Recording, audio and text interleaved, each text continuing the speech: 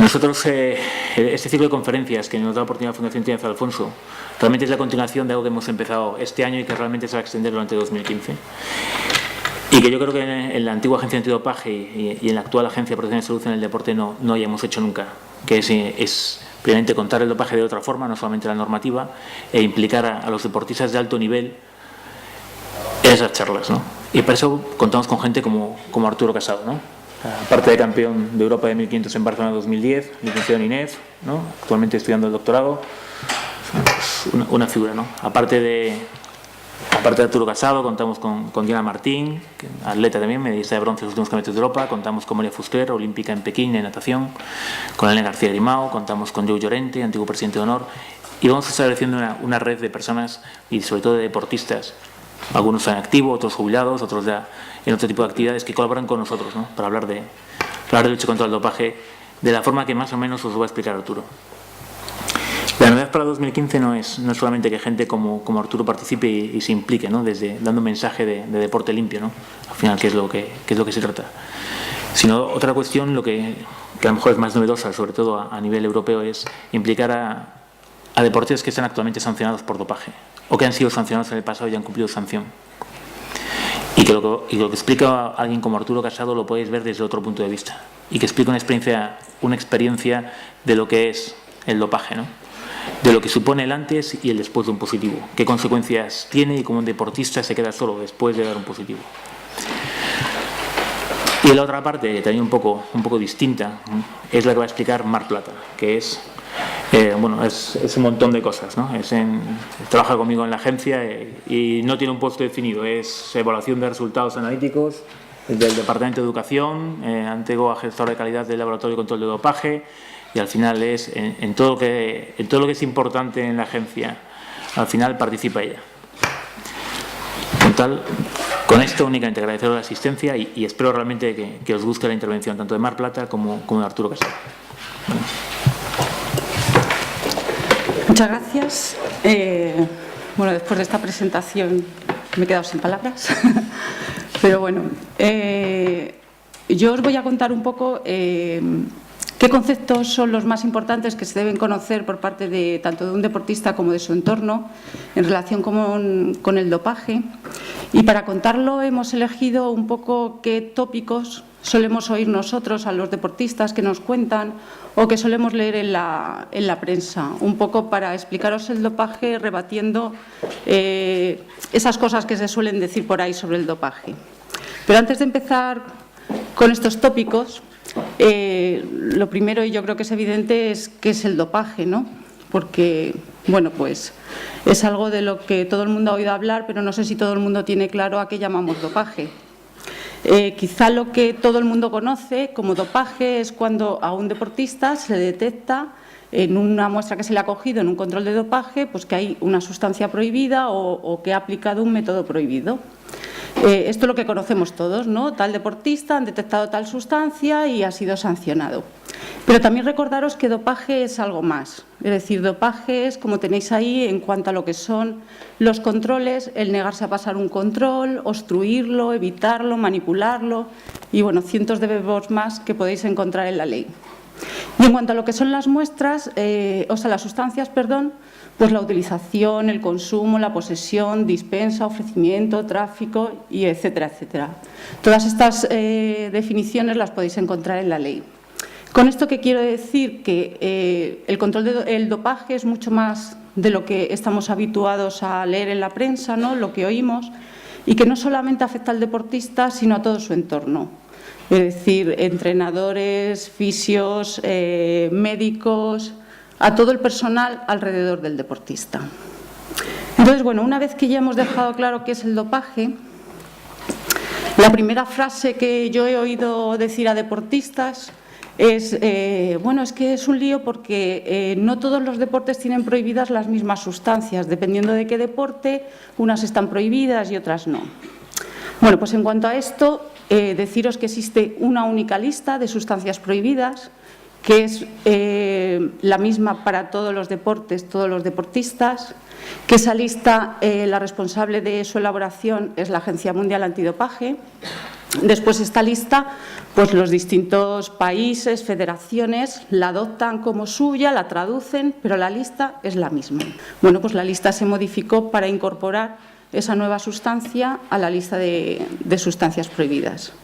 Si no ocurre esto, al menos, como os digo, una vez al año es revisada. La lista se publica el 1 de octubre, entra en vigor el 1 de enero y a partir de ese momento comienza el periodo de revisión para el año siguiente. Esta lista es revisada por especialistas de todo el mundo y en todos los ámbitos, tanto deportivos, médicos, es decir, con muchos puntos de vista, no es una lista creada al azar. Y bueno, como os pongo ahí, podéis consultar siempre cuál es la lista en vigor en cada momento en nuestra página web. Y luego al final recogéis que os he traído aquí unas listas minis para que tengáis la lista en vigor. ¿Qué incluye esta lista de sustancias prohibidas? Pues esta lista de sustancias prohibidas se divide en 3 grupos. Uno primero, que son las sustancias y los métodos que están prohibidos tanto en competición como fuera de competición. Y dentro de estas sustancias prohibidas siempre, pues nos encontramos, por ejemplo, los agentes anabolizantes, que supongo, bueno, pues que habéis oído hablar de esteroides anabolizantes sintéticos, como por ejemplo la nandrolona, esteroides anabolizantes endógenos que tenemos en nuestro propio cuerpo, como la testosterona, y otros agentes anabolizantes, como por ejemplo el clenbuterol. Las hormonas peptídicas, factores de crecimiento y sustancias afines, pues ahí tenemos sustancias tan conocidas como la EPO o la hormona de crecimiento. Tenemos los beta-2 agonistas, que son sustancias que se utilizan para el tratamiento del asma.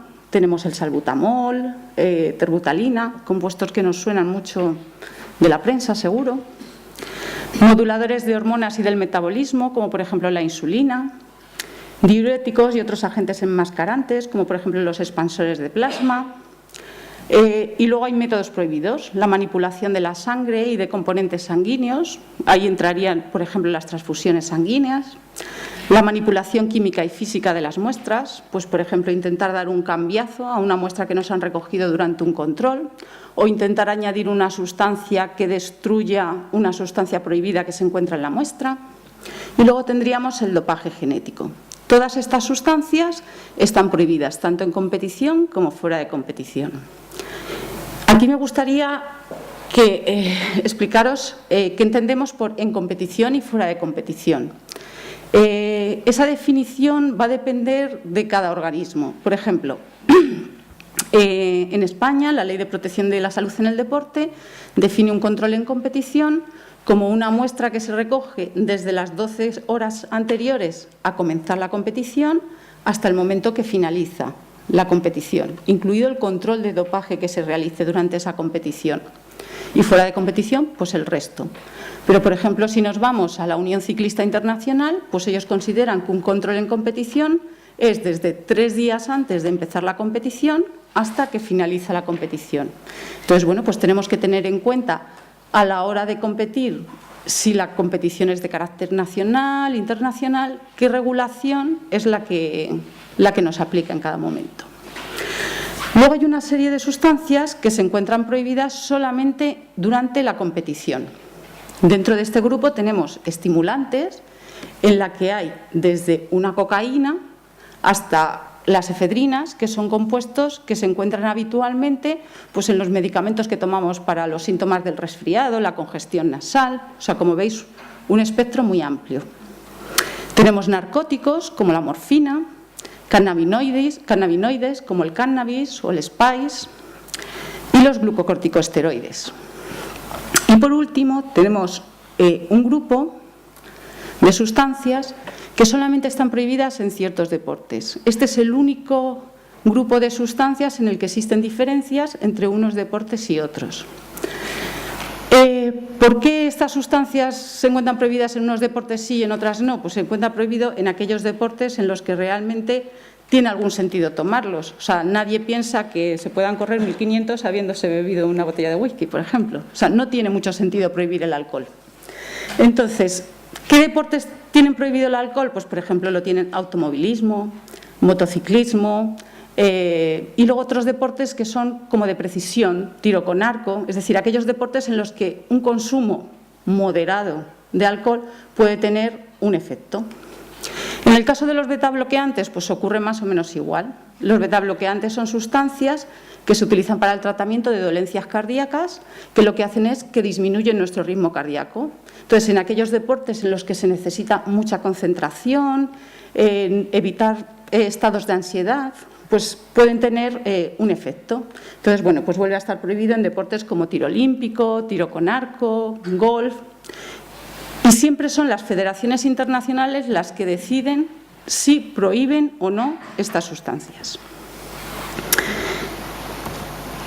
¿Y qué criterios tiene que cumplir una sustancia para entrar o no entrar dentro de esa lista? Bueno, pues existen 3 criterios que son la mejora del rendimiento deportivo, el riesgo para la salud del deportista y que sea contraria al espíritu del deporte. Para que una sustancia entre dentro de la lista, tiene que cumplir al menos 2 de estos 3 preceptos.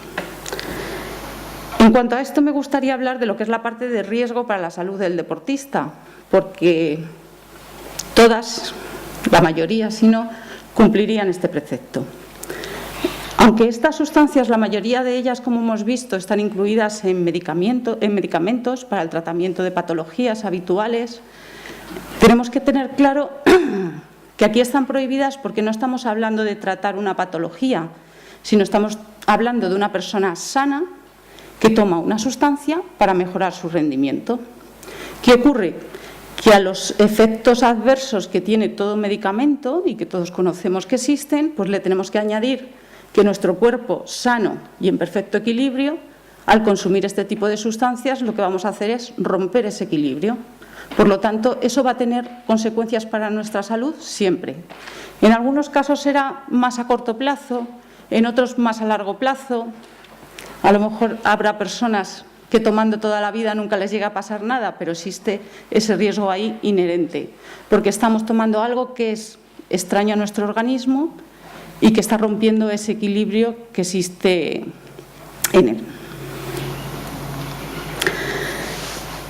Otra de las frases que solemos oír, ¿no?, a los deportistas y en prensa es la típica de algunos deportistas han dado de positivo y yo veo que siguen compitiendo. En cuanto a esto, esa lista de sustancias también están categorizadas en 2 grupos, lo que se llaman sustancias específicas y sustancias no específicas. No es un nombre muy logrado, la verdad. Pero bueno, las sustancias específicas son aquellas que podrían haber entrado en nuestro cuerpo, digamos que de una forma no intencionada. Es decir, me he tomado un medicamento para el resfriado y no me he dado cuenta que había una sustancia prohibida, o he tomado un suplemento que contenía, bueno, ese tipo de cosas, ¿no? Es decir, existe una posibilidad de que el consumo no haya sido intencionado. Durante un periodo de tiempo el deportista puede hacer sus alegaciones y durante ese tiempo el deportista puede seguir compitiendo. Sin embargo, hay otras sustancias, las que denominamos no específicas, como un anabolizante, la EPO, hormona de crecimiento, que, hombre, es muy difícil creer que te lo hayas tomado de forma no intencionada. Entonces, ahí se aplica la suspensión cautelar. Es decir, desde que se conoce el resultado, el deportista no puede competir. Por eso, a veces, vemos deportistas que inmediatamente dejan de competir y otros que no. Otra típica frase es con los positivos de cannabis, ¿no? Y la típica excusa, no, es que estuve en una fiesta y había gente fumando porros y luego me hicieron un control, yo que no había fumado, y di positivo. Bueno, la lista contempla todo este tipo de idiosincrasias. Por ejemplo, en el caso del cannabis existe un margen de seguridad. Es decir, precisamente para evitar al fumador pasivo o el que, al ser una sustancia que solamente está prohibida en competición, tú te hayas podido fumar el porro fuera de competición. Bueno, pues solamente se dan positivos cuya concentración se encuentra en orina por encima de 150 nanogramos mililitro. Incluso a eso el laboratorio le aplica un margen de seguridad por aquello de la incertidumbre de la medida y solamente da resultados que estén por encima de 180 nanogramos mililitro. Eso traducido al lenguaje coloquial, ¿qué significa? pues que si te han dado positivo te has fumado uno y más de uno. ¿Vale? O sea, todo ese tipo de cosas sí que están contempladas en la lista. Otra de las cosas que se suele oír, ¿no?, sobre todo pues a la gente espectadora, digamos, del deporte, aficionada, es: jolín, pobrecillos, es que están enfermos y no pueden tomar ni un medicamento para esa enfermedad. Bueno, pues no es verdad. Es decir, cuando un deportista tiene una patología y es necesario que se le aplique un tratamiento que incluye una sustancia prohibida, existe establecido un mecanismo por el cual puede conseguir una autorización de uso terapéutico.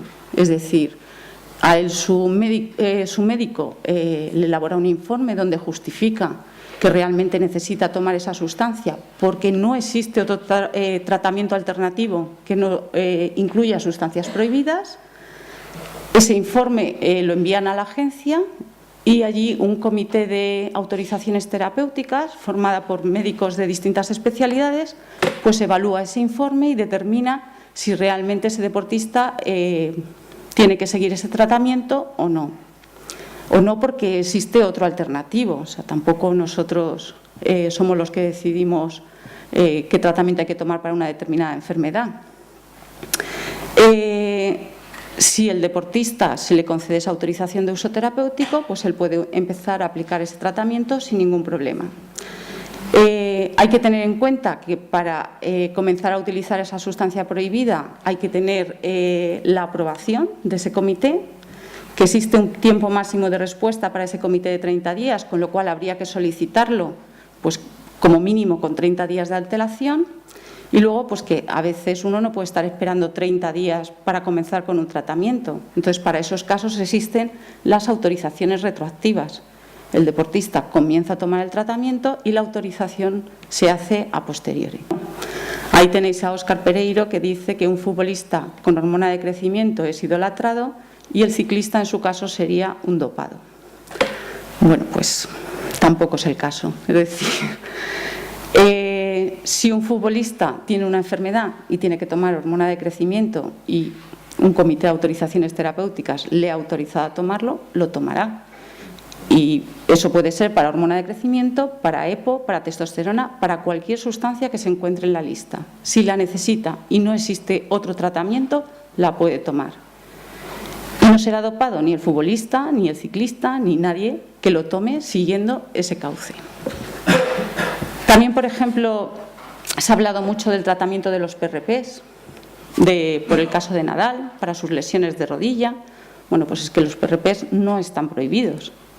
Lo puede utilizar Nadal y lo puede utilizar cualquiera. O el tema de las cámaras de hipoxia, tampoco están prohibidas. Es decir, que no siempre es verdad todo lo que leemos en prensa y que, bueno, se quiere justificar cosas que no lo son. Otra de las cosas que se suelen criticar, ¿no?, y ahí nos afecta muy directamente, es que no controlamos por igual en todos los deportes, que no hacemos el mismo número de controles, que a veces en un determinado deporte hay más positivos, pues porque se hacen más controles, ¿no?, porque hay a veces pues como que los perseguimos, ¿no? Entonces, bueno, pues contaros un poco cómo se hace la distribución de los controles de dopaje. Nosotros tenemos un presupuesto que podemos dedicar a la realización de controles y lo que hacemos es, con este presupuesto podemos hacer tantos controles y a la hora de repartirlos pues tenemos una serie de criterios que aplicamos. Por ejemplo, pues cuál es el riesgo de dopaje en cada deporte y hacemos una evaluación. A lo mejor pues no es lo mismo el riesgo de dopaje que hay en un deporte pues como ciclismo, que tiene una demanda física mucho mayor, que en karate. Lógicamente pues tendremos que dedicar más esfuerzos a ese deporte que por su demanda física existe más posibilidad de que haya casos de dopaje. Otro de los criterios que se aplican es la exposición o popularidad del deporte. Si un karateca, por ejemplo, pues está lesionado y no puede competir, pues a lo mejor no tiene tanta repercusión mediática como si el que se lesiona es un futbolista muy importante y que para su equipo es una pérdida. Bueno, pues a lo mejor ese futbolista se puede ver más presionado a utilizar sustancias que el karateka, precisamente por esa presión mediática o del dinero que está cobrando, ¿no? Que también es un factor que presiona mucho al deportista. El que sea un deportista profesional o no. Como decíamos, pues no es lo mismo un deportista profesional que vive del deporte, que le pagan un sueldo millonario, que un deportista que a lo mejor pues compatibiliza esto con un trabajo o que no percibe tanto dinero por esa labor, ¿no? Todo eso son cosas que pueden presionar o no a un deportista a la hora de caer en el consumo de sustancias dopantes. La asistencia de programas de financiación. Los deportistas que reciben una beca de la Administración, pues para nosotros es muy importante que sean deportistas limpios y a lo mejor pues es uno de los puntos que tenemos en cuenta a la hora de controlar. Bueno, con estos factores y otros muchos más, que tampoco os quería aburrir, pues nosotros lo que hacemos es una distribución por deporte, dentro de cada deporte por especialidad, y vemos qué es más lógico, si hacer más controles en competición o fuera de competición. Este es más o menos el esquema que utilizamos para el reparto de controles. Ese es el reparto que hacemos por deportes y dentro de cada deporte en global por lo que son las distintas modalidades. Pero después hacemos un desglose ya mucho más orientado a deportistas en concreto. Y aquí, bueno, esos deportistas en concreto los incluimos en lo que denominamos grupo de seguimiento. Y ese grupo de seguimiento está sometido a localización. Y bueno, habréis oído hablar también en prensa sobre, bueno, es que esto de la localización, tengo que decir dónde estoy las 24 horas, no tengo intimidad, es un sistema que no... Bueno, pues respecto a esto, deciros que ese grupo de seguimiento es un grupo muy limitado de personas, que son los que están sometidos a localización. Por ejemplo, nosotros, de todos los deportistas en nuestro ámbito de competencia, pues solamente hay 200 deportistas que están incluidos en ese grupo. Es decir, es una milésima parte del total de deportistas. Y la única exigencia que hay es que nos indiquen una hora al día en la que están disponibles para realizar un control. ¿Por qué? ¿Qué sentido tiene este grupo de seguimiento y la localización? Pues la realización de controles fuera de competición. Es muy sencillo hacer controles en la competición porque tú vas allí y sabes que allí van a estar todos. Pero hacer un control fuera de competición es muy difícil si no sabes dónde está el deportista. Y bueno, como os he contado antes, pues hay sustancias que o las controlas fuera de competición o nunca jamás las vas a detectar. Entonces, bueno, ahí por ejemplo tenéis pues un tuit de Fernando Alonso que dice: control antidoping en casa, vuelta a la cama, que es otra cosa de las que también se suelen quejar mucho de, es que nos despiertan a no sé qué hora. Nosotros pedimos una hora de localización. El 90% de los deportistas pone de 6 a 7 de la mañana. Pues luego no puede uno quejarse de que han ido a las 6 de la mañana a hacerle el control. Bueno, luego os hablará Arturo un poco sobre esto, cómo lo ha sufrido. Esto, por ejemplo, también es un titular sacado de prensa. Dice: ¿hasta qué punto es efectivo que te despierten un día a las 7 de la mañana para tomarte unas pruebas de sangre y orina? 3 horas más tarde variarán los resultados. Y dice: no. Bueno, pues vamos a ver.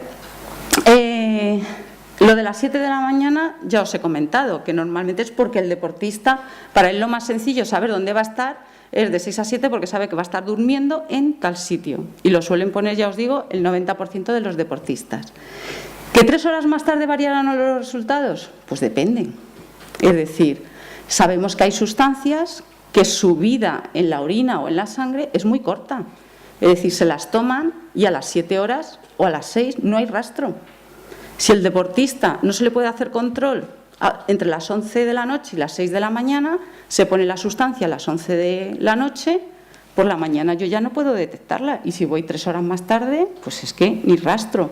Es decir, todo tiene un sentido. Incluso aunque existe esa prohibición de realizar controles entre las 11 de la noche y las 6 de la mañana, puede haber casos justificados en los que por una sospecha muy justificada de que realmente un deportista está consumiendo una determinada sustancia con una ventana de detección muy corta, que esté justificado realizar un control en ese periodo. O sea, ya digo que tiene que estar, o sea, tienes que tener casi total seguridad, pero que se podría hacer. Es decir, hay sustancias que permanecen en la orina 3, 4 días, una semana, meses, pero hay otras que es cuestión de horas. Entonces, es muy importante cuándo se hace el control, no solo en qué momento de la temporada, tal, sino qué hora del día. Ya aprovecho esto para contaros, bueno, pues que como ya habréis oído, las matrices que se utilizan en el control de dopaje pues son la sangre y la orina. El que haya sangre y orina simplemente que aunque la mayoría de las sustancias se detectan en orina, existe un grupo de sustancias que no son detectables y hay que hacer análisis de sangre para poderlas detectar. Para nosotros hacer análisis de sangre es mucho más complicado que hacer análisis de orina porque es un método invasivo, porque las muestras tienen que ir refrigeradas hasta el laboratorio, mientras que la orina no. El tiempo en la que se estropea la sangre es mucho más rápido. Es decir, para nosotros lo cómodo sería que siempre fuera en orina. Pero hay sustancias como son la epocera o la hormona de crecimiento que solamente son detectables en la sangre. Por eso a veces se hacen controles de orina, otros de sangre, otros las dos cosas. Y luego, bueno, pues también en sangre se mide lo que son los parámetros hematológicos que se utilizan para la elaboración del pasaporte biológico, que también habréis oído hablar. Lo que hacemos es monitorizar una serie de parámetros de la sangre que son muy estables a lo largo del tiempo y que solamente o por una patología o porque ha habido una manipulación se alteran. Entonces lo que se hace es ver esos parámetros a lo largo del tiempo y en el momento que ves algo que se sale de lo que es el patrón habitual para ese deportista, pues o bien se realiza un control adicional de orina o se le piden directamente explicaciones de si ha habido una patología. Este es digamos, el sistema que se ha introducido como más novedoso y que está dando muy buenos resultados. Mientras que en lo que es el control de dopaje tradicional tienes que encontrar la evidencia del consumo de una sustancia o bien en la orina o bien en la sangre de ese compuesto, aquí lo que vemos es el efecto que esa sustancia produce en lo que es tu equilibrio normal en sangre de una serie de parámetros en la sangre o en la orina.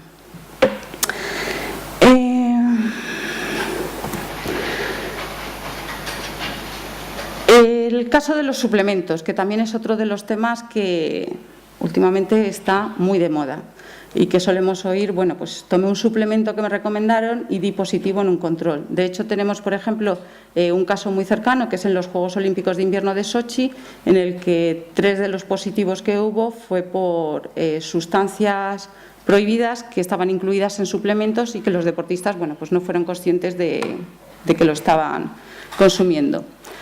Yo aquí lo primero que os plantearía como deportistas es si realmente es necesario tomar esos suplementos. Si os hacéis esa pregunta y aún así seguís pensando que sí, que es necesario consumirlos, pues simplemente comentaros que la Agencia Mundial Antidopaje dice que alrededor de un 20% de los suplementos contienen sustancias dopantes, que ese contenido de sustancias dopantes no siempre aparece reflejado en la etiqueta de composición. En el suplemento nutricional no existe una regulación como en los medicamentos, no está tan controlado. Hay veces que sí lo ponen, pero con un nombre que no es el habitual, que nos suena, sino con sinónimos, con nomenclaturas químicas que nos despistan y no sabemos qué es lo que contiene. O simplemente no lo ponen porque esa sustancia está ahí, pues porque ha habido una contaminación durante el proceso de fabricación. Es decir, que ni ellos mismos son conscientes de que eso está ahí en la composición de ese compuesto. Yo os diría que consultéis en nuestra página web las alertas que damos sobre suplementos nutricionales que contienen sustancias dopantes y que si los vais a seguir utilizando, pues que utilicéis marcas de confianza, con una determinada confianza y sobre todo evitar lo que son las compras por Internet. Y por último, la última tópico, ¿no?, que está muy de moda últimamente, es lo de no se puede ganar una competición comiendo solo espaguetis, ¿no? Y para ello tenemos a Arturo Casado, que, como ha dicho Enrique, campeón de Europa de 1500 metros en Barcelona 2010, y que nos va a contar si realmente se puede ganar algo con espaguetis. Participar en una iniciativa como esta porque cuando yo empezaba en el deporte desafortunadamente no había este tipo de charlas, y yo creo que son charlas que pueden ayudar mucho realmente a los deportistas que venís ahora apretando fuerte, sobre la posibilidad de hacer cosas como estas, charlas como estas. Me dijo, a ver, lo que necesitamos de ti claramente es que nos cuentes un poco tu historia, que os cuente mi vida básicamente, ¿no? ¿Mi vida en qué sentido? Mi vida deportiva sobre todo, no solamente pues bueno, que he ganado medallas, que tal, sino mi vida deportiva, mi relación con la gente, y en este caso concreto mi relación con el dopaje. He tenido relación con el dopaje, pero eso no significa que me haya dopado, ¿no? El dopaje al final me ha afectado. Normalmente ha sido negativamente. A mí no me ha ayudado nada el dopaje porque soy de los que lo ha sufrido. Y bueno, pues vengo un poco para contaros la experiencia de alguien que ha tratado de luchar y de sobrevivir al dopaje dentro del mundo del alto rendimiento y en concreto del atletismo. Probablemente os ponga muchos ejemplos deportivos, probablemente hable de alguna anécdota. No quiero hablar de nombres porque yo creo que aquí no toca, ¿no? No es algo que interese, ¿no? Pero sí que quiero poneros ejemplos, ¿no? Para ver qué cosas os podéis encontrar y qué situaciones, ¿no? Entonces, bueno, creo que mi historia en este sentido puede ser interesante. A ver, mis datos deportivos, lo más importante que he hecho fue quedar campeón de Europa de 1500 en el año 2010, en Barcelona, además. Y bueno, detrás de esa victoria hay muchas pequeñas victorias y muchas más derrotas. O sea, hay mucho trabajo detrás. Recuerdo que la primera vez que fui internacional al aire libre con la selección fue en Helsinki 2005, en un mundial en el que quedé quinto. En este mundial el primero y el segundo fueron cazados 1 año y 2 años después, por EPO además, y bueno, eso significa que mi vida hubiera cambiado, ¿no? Si esos 2 atletas no hubieran estado ahí o si no se hubieran dopado, pero eso lo voy a contar luego. También fui cuarto aquí en Valencia, en el Mundial de Valencia, por 6 centésimas me ganó Higuero. Higuero es limpio, cuidado, no, al revés, me ganó limpiamente y muy merecida su medalla, por supuesto. Y he quedado cuarto, quinto, tercero, muchas veces. Europeos he quedado cuarto, he quedado 2 veces, quinto otras 2 veces, tercero otra vez, para al final poder conseguir ese título de campeón de Europa. Pues bueno, me ha costado mucha continuidad, mucho esfuerzo, mucho trabajo. Básicamente son los valores del deporte, ¿no?, que vais a ir aprendiendo. Aquí no hay más misterio, no hay más secreto, ¿no?, que seguir trabajando y bueno, intentar conseguir tus objetivos. Os voy a contar un poquito por qué me decidí a hacer deporte de alto rendimiento. Me decidí básicamente porque yo veía a los atletas por la tele y les veía ganar medallas, y a mí eso me motivó mucho. Fue algo que me dio una ilusión bestial, ¿no? Luego también he tenido la influencia de mi padre siempre en mi vida, y mi padre, tuve la suerte de tener un padre que me transmitió muchos valores desde muy pequeño. Yo creo que eso es una de las claves, ¿no?, para luego tomar decisiones, ¿no? Qué tipo de educación tiene uno y tal. Pero vamos, la educación puede venir de muchos ámbitos, no tiene por qué solo venir de los padres, ¿no? Hay muchos aspectos, ¿no? Mucho parte de tu entorno te puede afectar de una forma o de otra. En el caso de mi padre, bueno, lo que me dijo básicamente es que si quieres conseguir algo, lo que tienes que tener es ilusión. La ilusión es el motor. Siempre esa palabra la tengo grabada en mi mente, ¿no?, para toda mi vida. Y es lo que me ha hecho llegar a conseguir los éxitos, sin más. Yo si no hubiera tenido ilusión nunca hubiera conseguido nada. Estamos hablando del dopaje, ¿no? Para que ayudar a conseguir cierto rendimiento. El mejor dopaje es la ilusión, es la motivación de uno. No hay nada que supla eso. Y eso, aunque otros se dopen, si tú tienes una verdadera ilusión, al final vas a conseguir tus objetivos, ¿no? En mi caso, ya os digo, probablemente me robaran medallas en algún momento, probablemente tal, pero yo nunca paré, nunca cedí, nunca me dejé de luchar y al final, pues bueno, los resultados salen. Al final el trabajo está ahí. Llegué en mi mejor momento de mi vida y tuve mi oportunidad y la aproveché. Al final hay oportunidad incluso sin esa ventaja, si tienes las cosas claras. Luego, después de tener esa motivación y tal, di con un grupo de entrenamiento muy majo en el que pues tenía un entrenador que ha sido casi como mi segundo padre durante toda mi vida, lo tengo, o sea, es mi actual entrenador. Y bueno, pues fui conociendo, aparte de los valores que me había transmitido mi padre, pues otro tipo de valores que me iba dando el deporte, como son el compañerismo, pues la rivalidad sana, ¿no?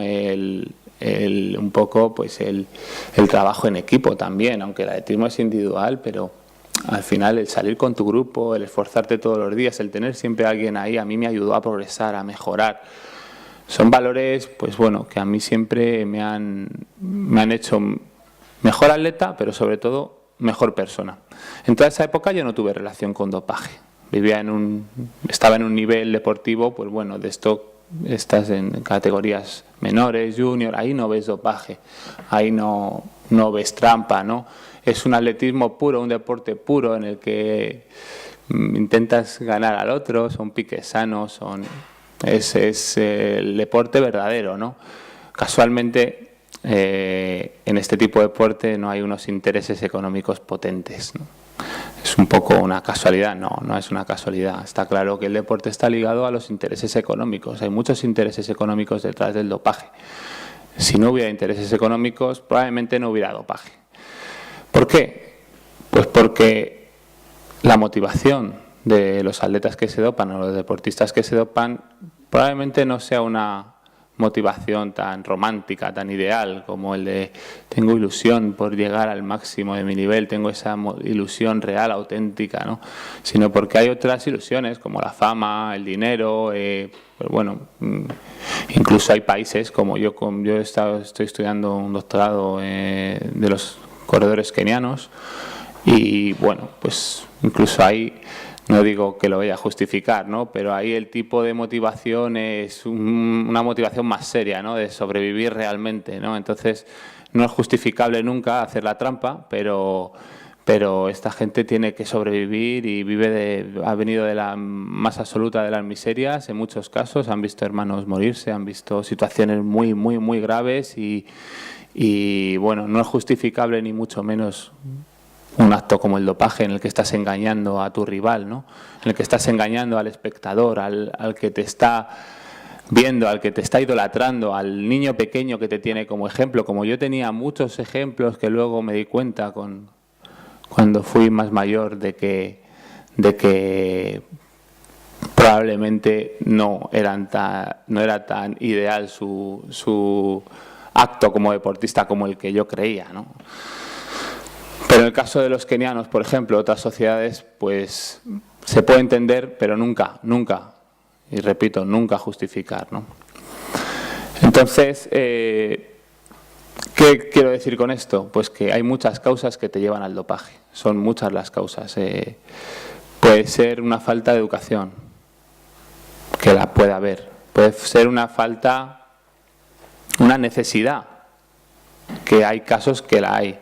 Pero, ¿qué pasa? Que en esta sociedad no hay esa necesidad real, ¿no? Entonces, nunca podemos justificar un dopaje en España o incluso entender si cuando vemos que económicamente la gente tiene para comer, ¿no?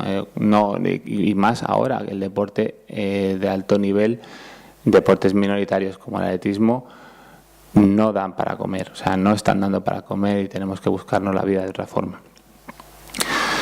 Pero bueno, lo que quiero decir es que al final los valores son los que te hacen llevar tu vida y tu camino por un deporte limpio, ¿no?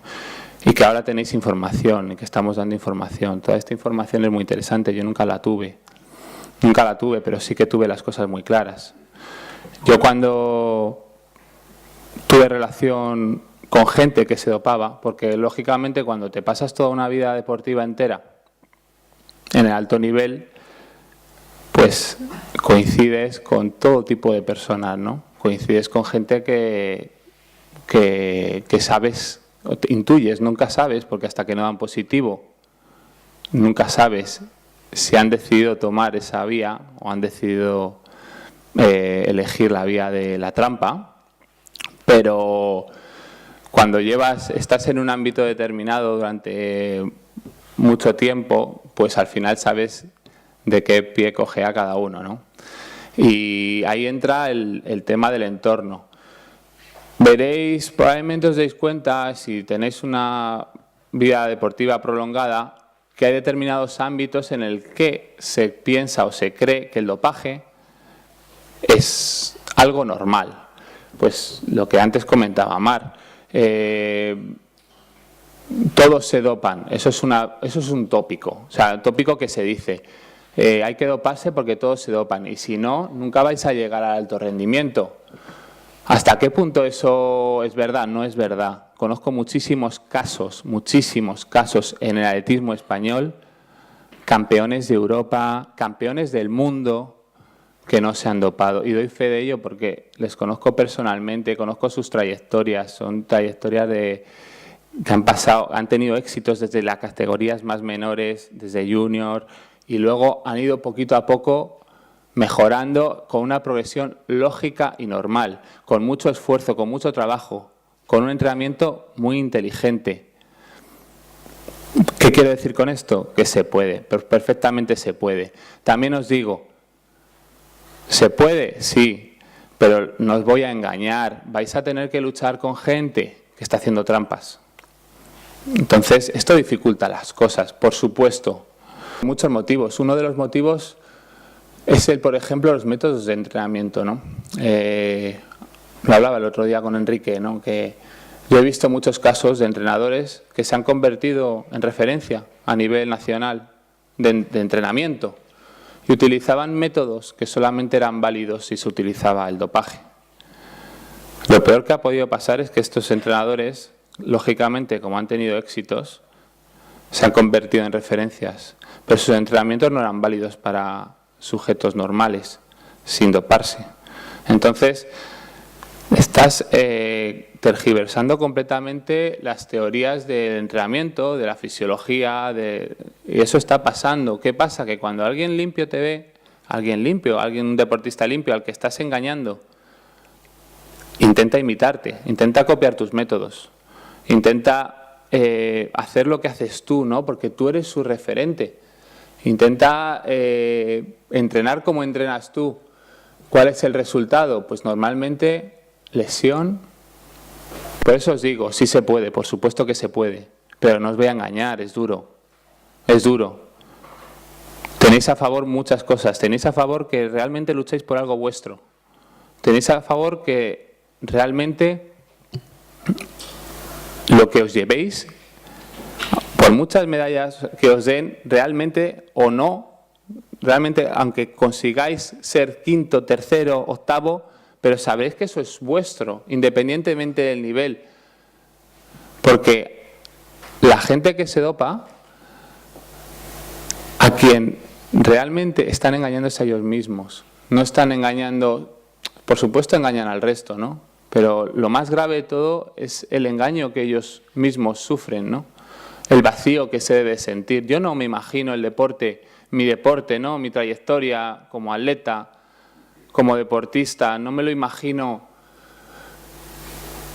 O sea, es algo inconcebible para mí el haberme dopado y el ponerme en el podio, en tal. Es que me sentiría asqueroso, o sea, no puedo ni describirlo con palabras, ¿no? Es algo que no tendría sentido. O sea, incluso los que se dopan trabajan mucho y entrenan mucho. Y al final, ¿por qué? ¿Por dinero? O solamente por dinero, ese estilo de vida, ese por fama. Sinceramente, creo que el atletismo o el deporte es algo mucho más profundo. Es un estilo de vida, es una forma de ser, ¿no? En el momento que perdemos un poquito este sentido, no lo tiene, es que ya no lo tiene, deja de tener sentido. Entonces, bueno, yo creo que es importante, si alguna vez tenéis que tomar una decisión en este sentido, si alguna vez que penséis todo esto, porque en el momento que se dé el paso, en el momento que decidas traspasar esa línea, ganarás muchas cosas, sobre todo a nivel material, pero yo creo que la gente no es consciente, ¿no?, de lo que se pierde. Yo he visto a gente completamente estigmatizada en este sentido, o sea, no, gente que le da vergüenza incluso estar en público, gente que lo pasa muy mal después de ser positivo, o incluso gente que no ha dado positivo y sabe que tiene que callar muchas cosas, sabe que no puede hablar de ciertos temas, sabe que no puede compartir ciertas experiencias que hemos tenido todos en el deporte y que nos ha dado tanta vida. Yo, la época más bonita que recuerdo de mi deporte es la época junior. Ahí no había dopaje. Éramos chavales que teníamos muchísima ilusión y tratábamos de correr todo lo que podíamos para intentar ir al Mundial Junior, que era en Jamaica, en el año 2002. Eso, bueno, pues esa ilusión, esa cosa por el viaje, no era por dinero, no, era por ilusión pura y dura, de estar en un Mundial. ¿Eso se concibe con el dopaje? No, por supuesto que no. ¿Ese dinero va a transmitir esa ilusión? Por supuesto que no, ¿no? Si no hay nada más bonito que la ilusión, no hay nada más bonito. No vais a perder eso, vais a perder lo bueno del deporte. Yo os puedo decir una cosa, yo he ganado dinero con el atletismo, por supuesto que he ganado. Me lo he ganado, además, a pulso, con mi esfuerzo, con mi sudor, siempre.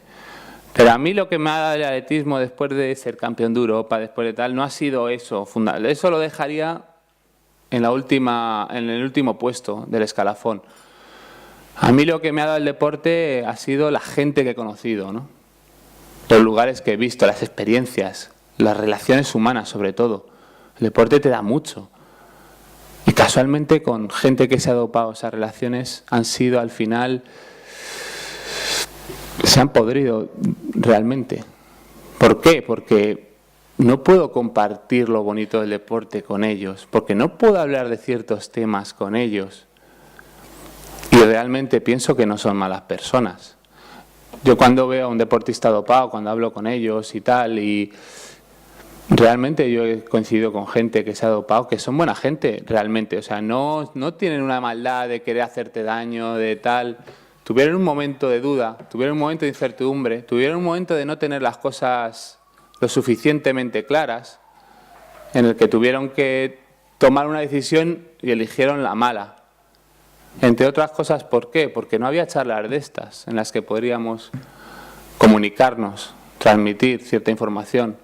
No había comunicación porque probablemente estaban en momentos de sus vidas complicados, porque a lo mejor no hubo nadie en sus vidas que le dijera, mira, esto es así y te va a reportar mucho más de esta forma. No supieron verlo. Porque estamos en una sociedad también en la que se valora mucho lo material, porque no valoramos ciertas cosas que al final son las que nos van a dar la felicidad. Hay muchas causas realmente, y todas son humanas. No significa que el que se dopa sea mala persona. No, por supuesto que no, no os confundáis, eso no es así. Son personas, pero realmente tiran parte de su vida a la basura cuando se dopan. Bueno, luego os quiero comentar también con el tema de, cuando se habla de antidopaje, se sale siempre el tema de la salud, de la trampa, ¿no? Pues originalmente se buscó el antidopaje como un fin para que no hubiera métodos que afectaran a la salud del deportista, ¿no? Mediante la utilización de sustancias prohibidas. Entonces se crearon unas normas antidopaje para que se preservara la salud del deportista, ¿no? Entonces, a veces parece como que el dopaje básicamente está hecho solamente para prevenir nuestra salud. ¿Qué pasa cuando se establecen unas normas? Que al final son normas del deporte en sí. Pues que esto va más allá. ¿En qué sentido va más allá? Pues que no solamente ya es la salud, sino ya el que se dopa afecta a la profesión del rival, ¿no? Está afectando al trabajo del rival, a la ilusión del rival, ¿no? A las ganas, ¿no? O sea, cuando alguien tiene una ventaja sobre otro en un deporte, realmente esto afecta mucho a la otra persona que está trabajando igual que tú o más para conseguir tus objetivos y tú lo vas a truncar de forma fraudulenta, por así decirlo. Entonces, ¿qué es más grave? ¿La salud o el incumplimiento de las normas y la trampa? Yo, desde mi punto de vista y tal y como está el deporte, creo que hay que ir más a la trampa. ¿Por qué? Pues porque cuando vemos, por ejemplo, que nuestros amigos se van de fin de semana y se van de fiesta y se emborrachan hasta o tal, pues realmente esas personas sí están jugando con su salud, ¿no? Pero no con el trabajo de los demás, ¿no? Yo creo que es mucho más grave cuando afectas a terceras personas, desde un punto de vista más ético. Yo creo que hay que ser más solidario en este sentido, ¿no? Ya no es tu propia responsabilidad, tú puedes jugar con tu salud, bueno, pues vale, si quieres utilizar algo que afecte a tu salud negativamente, realmente alguien adulto pues puede tener un poco responsabilidad sobre sí mismo y puede decidir hacerlo, pero lo realmente grave es cuando estás fastidiando el trabajo de alguien, ¿no? Y ese alguien no tiene control sobre tus actos. Entonces yo creo que es importante de cara al deportista limpio, porque nosotros, el deportista limpio al final sufre mucho con todos estos temas, se ve muy afectado, ¿no? Y al deportista limpio realmente a nosotros nos da igual un poco que se vea un poco la salud afectada de nuestros rivales que deciden doparse. Por supuesto que hay que prevenir la salud del deportista, pero sobre todo hay que prevenir el trabajo de todos los deportistas, el trabajo diario del que decide responsablemente hacer un trabajo con dignidad y consiguiendo sus éxitos respetando siempre las normas. Entonces yo creo que es mucho más grave. El daño del dopaje es bestial siempre, ¿no?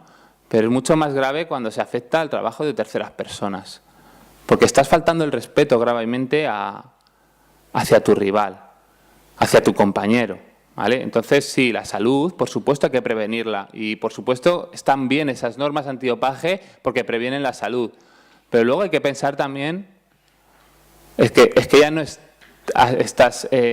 está afectando tu propia salud solamente, no, estás afectando el trabajo de mucha gente que lucha muchísimo. O sea, a ver, para conseguir llegar a algo en el deporte de alto nivel hay que esforzarse muchísimo.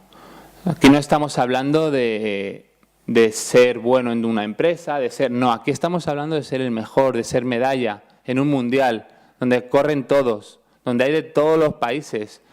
Estamos hablando de ir a unos Juegos Olímpicos en los que van muy poquísima gente y de estar en una final olímpica y ser una medalla olímpica. Estamos hablando de algo muy, muy gordo, ¿no?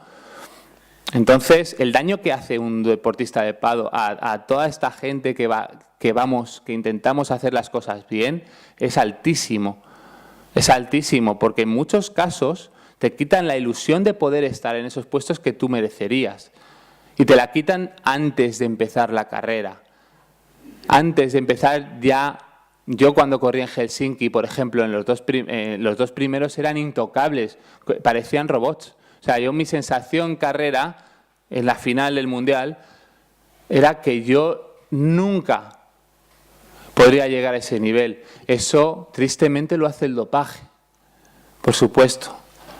También os digo, esas dos personas, estoy convencido de que no van a ser tan felices como yo lo fui por mi 5.º puesto, por todo el camino que llevaba atrás desde pequeñito. Y ellos fueron primero y segundo, pero estoy convencido que el orgullo que yo tenía de mi trabajo nunca lo iban a tener. Pero 100%, os lo digo, porque ellos pensaban de otra forma. Pensaban en el bonus por ser campeón del mundo, el bonus de la marca tal, por quedar entre los 3 primeros, ser medalla, la suma del dinero, que está muy bien, pero realmente os puedo asegurar que eso no da la felicidad. La deportiva, y has conseguido determinados éxitos y los has conseguido y son tuyos y sabes que es tuyo y acabas tu carrera deportiva y te vas con la cabeza bien alta. Ahí es donde, sea el nivel que sea, estamos hablando de alto rendimiento, pero es que sea el nivel que sea, creo que merece la pena hacer las cosas así, por uno mismo, por respeto a uno mismo, por ser francos con uno mismo. Entonces, bueno, deciros que aún así, a pesar del dopaje, se puede. Yo conozco casos de gente, bueno, os podría decir muchos nombres, antes se ha hablado de Diana Martín, la medalla de Diana Martín de este europeo ha sido algo, yo la he visto a esa chica desde pequeñita, entrenando sin ser de las mejores nunca, pero siempre estaba ahí, estudiando a la vez que entrenaba, con muchísimo esfuerzo, y poquito a poco, granito a granito, pasito a pasito, al final ha conseguido ser una medalla en un europeo de forma limpia.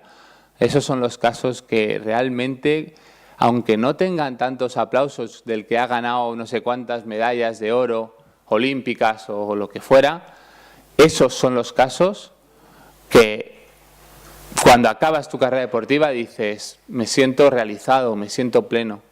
Y a lo mejor hubiera sido 8ª ese puesto en vez de 3ª, pues también. Realmente el resultado es importante, pero más importante es saber que uno lo ha dado todo y que uno lo ha hecho todo lo mejor que podía, hasta el final. Yo creo que es la clave del deporte, ¿no? Esto al final, si tú sigues los valores del deporte, al final tienes que ir por ahí. Y bueno, pues poco más. Simplemente también deciros que al final las cosas salen, que el trabajo sale.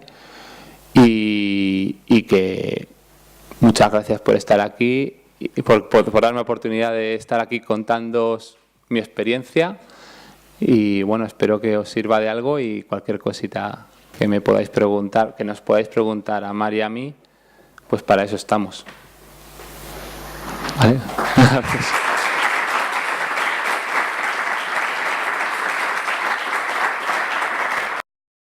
Intento pensar que yo he hecho lo que he podido, he dado lo que tenía, entonces yo no tengo nada que objetar a mi actuación y que realmente los que pierden son ellos. Un atleta dopado ya pierde de primeras, un atleta que miente ya ha perdido su propia batalla personal, no es una batalla personal, es algo que entonces simplemente realmente siento un poco de pena incluso, por ellos. Ya llega un punto, al principio sentía más rabia, pero según vas pensando y según va pasando tu carrera deportiva, te vas dando cuenta de las cosas, pues bueno, pues yo ya lo que pienso es que me da pena que hayan tirado así un potencial que probablemente hubieran sido gente mucho más competitiva, ¿no? Sí, muchas veces es dura, pero cuando has hecho un buen trabajo, la confianza en ti es plena. Incluso los que no hemos probado el dopaje, yo creo que el dopaje también tiene un efecto adictivo, ¿no? Como cualquier droga. Entonces, yo creo que es difícil. Yo por eso siempre he creído, es mi opinión personal, en la sanción de por vida. Y creo que es difícil que un atleta que se haya dopado vuelva y vuelva a la limpieza, ¿no? ¿Por qué? Porque ellos tienen una confianza ciega en eso. Si les quitas eso, su autoestima ya está baja de por sí, quiero decir. O sea, sin eso ya ellos no se sienten competitivos. Entonces no tiene sentido para ellos volver a hacer este deporte sin esa ayuda, ¿no? Son muy dependientes de esas sustancias. La diferencia de alguien que nunca se ha dopado es que confía plenamente en él. Entonces, cuando tú sabes que esa persona se ha dopado, que tiene cierta ventaja, pero tú sabes que tienes muchas ventajas a nivel psicológico sobre él, ¿no? Tanto de autoestima como de confianza en tu trabajo, confianza en ti mismo, confías plenamente en ti y eso es lo que realmente te hace competitivo, luchador y te saca esa garra, ¿no? Que luego sacamos en la pista. Al final la mente es clave, ¿no? En el deporte, yo creo que es un 80% y primero que no te queda otra, si no lo dejas y ya está, ¿no? Si piensas que van a ser mejores que tú, yo he ganado a mucha gente que se ha dopado muchas veces, se puede, por supuesto, y lo he demostrado yo, pero que lo ha demostrado mucha más gente. No sé si está Concha por aquí, Concha Montaner, ahora mismo ha sido medallista en el Mundial de 2006 porque han pillado la tercera y ella es tercera y bueno, el mejor ejemplo que ella no podemos tener aquí, mucho mejor que el mío incluso en este sentido, ¿no? Ella ha recuperado su medalla, también es cierto, a ver quién le devuelve esa gloria perdida en ese momento, ¿no? Nadie. Entonces, creo que sí, que somos especiales, los deportistas auténticos somos especiales, o sea, tenemos esa capacidad de luchar contra todo tipo de adversidades, incluso deportistas dopados, por supuesto, mentalmente te hace fuerte. Ellos se hacen débiles realmente cuando dependen de una sustancia para competir. Se hacen débiles, o sea, el dopaje te hace débil, estoy convencido.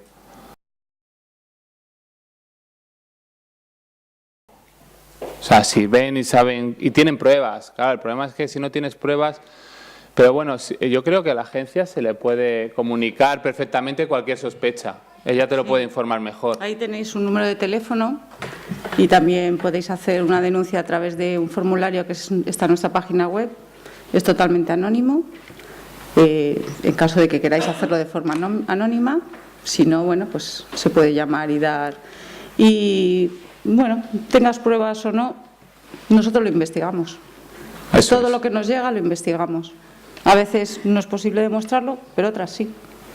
Normalmente ha pasado por un proceso con muchas comprobaciones, con consulta con mucha gente. En caso de duda, nosotros siempre decimos que vamos a favor del deportista. Es decir, cuando damos un resultado positivo es que estamos 100% seguros que es positivo. Ya que hay en el pasaporte biológico con lo que es el control tradicional es que no hay un valor bueno ni un valor malo. El valor bueno es el que en tu cuerpo está siempre, es decir, si a ti se te realizan análisis de sangre periódicamente, tú tienes una serie de parámetros que van a variar muy poquito, se mantienen estables, pero que en el momento que tienes o bien una enfermedad, una patología o un consumo, esos valores se disparan. Entonces, lo que a lo mejor para ti no es normal, para otros sí. Mira, te voy a poner un ejemplo. Ahora el pasaporte biológico se aplica también a los esteroides. Como os comentaba, hay esteroides que están prohibidos, como la testosterona, que nosotros tenemos en nuestro propio cuerpo.